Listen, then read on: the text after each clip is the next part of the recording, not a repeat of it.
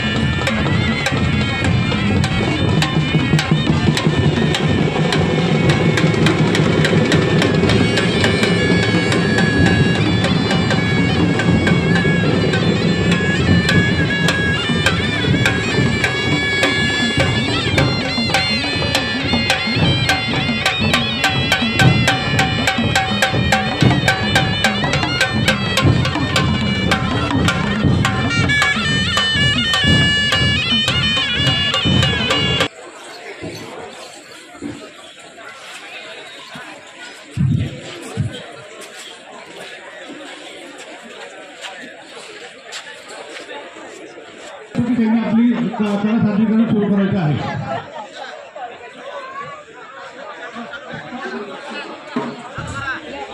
यांचा परफॉर्मन्स होताना इतर कोणीही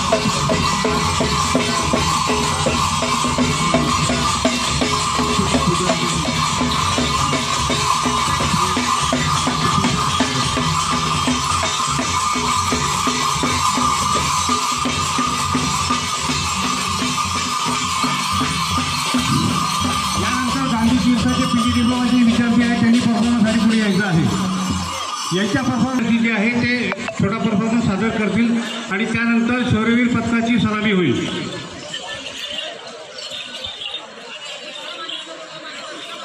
गांधी रिसर्च मी कालावधीमध्ये त्यांनी बसवलेला हा कार्यक्रम आपल्याला नक्कीच आवडेल.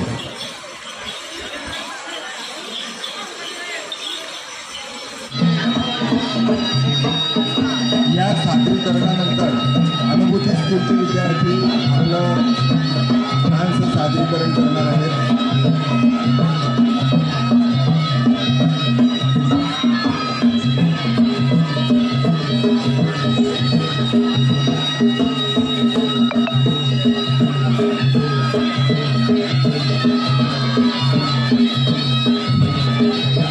आलेल्या सर्व पाहुण्यांना विनंती आहे की या कलावंतांच्या उत्सवासाठी किमान टाळ्या वाजवून आपण त्यांचं प्रोत्साहन द्यायचं आहे. आजच्या या 16 सणाच्या कार्यक्रमासाठी बहिणाबाई चौधरी महाराष्ट्र विद्यापीठाचे कुलगुरू माहेश्वरी सर, सचिनजी नारायण, जगदीश देशपांडे आणि शहरातील विविध मान्यवरांचं इथे आगमन झाले. मी सर्वांच्या वतीने स्वागत करतो.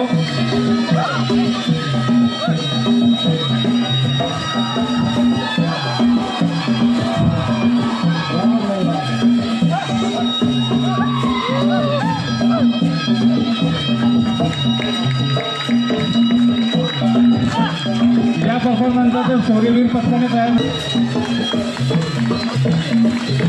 खूप छान आपण प्रोत्साहन म्हणून त्यांना टाळ्या वाजवून त्यांचं स्वागत करूया.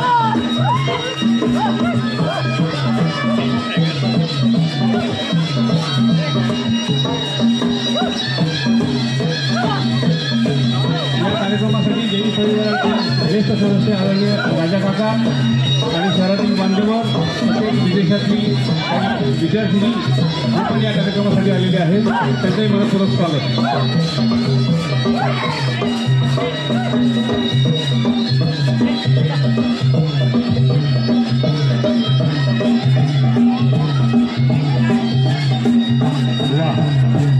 या सगळ्या सादरीकरणाला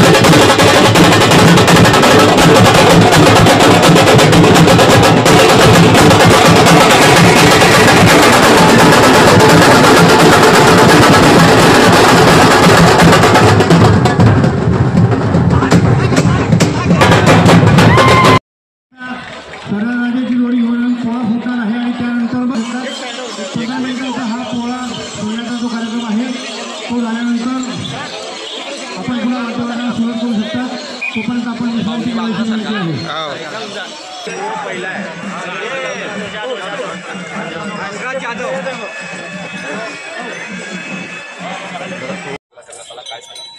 भारतीय संस्कृतीच्या अधीन राहून आपले भारतात वर्षभर वेगवेगळे कार्यक्रम हे सुरू असतात. काही देवतांचे असतात, काही देवींचे असतात, काही पारंपरिक जे आपल्या इथे जे प्राणी आहेत किंवा जे म्हणजे आता आजचा जो आपला पोळ्याचा सण आहे तो विशेषतः महाराष्ट्रात खूप मोठ्या प्रमाणाने साजरा होतो आणि खेडोपाडीमध्ये याला खूप महत्त्व असतं आणि त्या दृष्टीने प्रत्येक खेड्यामध्ये एक पार असतो, मारुतीचा पार म्हटला जातो आणि तिथे पोळ्या फोडण्याचा सण हा साजरा केला जातो आणि एका उंचीवर आधारित तोरण बांधलं जातं, त्याला नारळ असतो आणि जी बैलजोडी त्याच्या सालदारासहित त्या नारळाला घेईल म्हणजे पोळा फुटला आणि त्याच्यानंतर पोळ्याचं सण हा सुरू होतो आणि साजरा केला जातो. मग ते घरी घरी गावात खेडोपाडीमध्ये घराघरावर जाऊन सगळे बैल त्यांचं त्या दिवसाचं जे काही अन्न असतं त्याच्यात आपल्याकडे महाराष्ट्रात पुरणपोळी जे एक गोड पदार्थ आहे आणि ते अन्न ते सगळे आपल्या या बळीराजाला, आपण बळीराजा म्हणून त्याला ते खाऊ घालतात, त्याची विधिवत पूजा केली जाते. त्या सगळ्या गोष्टींचं लहानपणापासून माझ्यावर आणि आमच्या सगळ्या कुटुंबावर प्रभाव होता.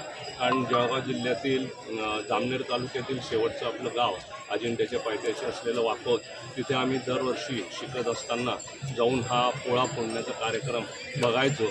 म्हणून मोठ्या भावांनी ठरवलं की आपण शेती आणि शेतकरी या दोन प्रमुख घटकांसाठीच आपलं आयुष्य आपण वेचत असतो. म्हणून हा सण जैन हिलला साजरा व्हायला पाहिजे. म्हणून गेली 25 वर्ष झाली आपण हा सण जैन हिलला साजरा करतो. याच्यामध्ये जैन हिलला जैन इरिगेशन सिस्टम्स लिमिटेडच्या अंतर्गत जवळजवळ 45 बैलजोड्या आज पण आहे. जी 2000 एकर शेती इथे आहे, त्या शेतीमध्ये अत्याधुनिक शेती करत असताना पारंपरिक शेतीसुद्धा इथनं होत राहायला पाहिजे म्हणून हे सगळे आहे आणि त्याच्यासोबत सालदारही आहे. म्हणून हा उत्सव जैन हिलला थाटामाटात हा संपन्न झाला पाहिजे आणि त्याच्यामध्ये सर्वजणं सामील झाले पाहिजे.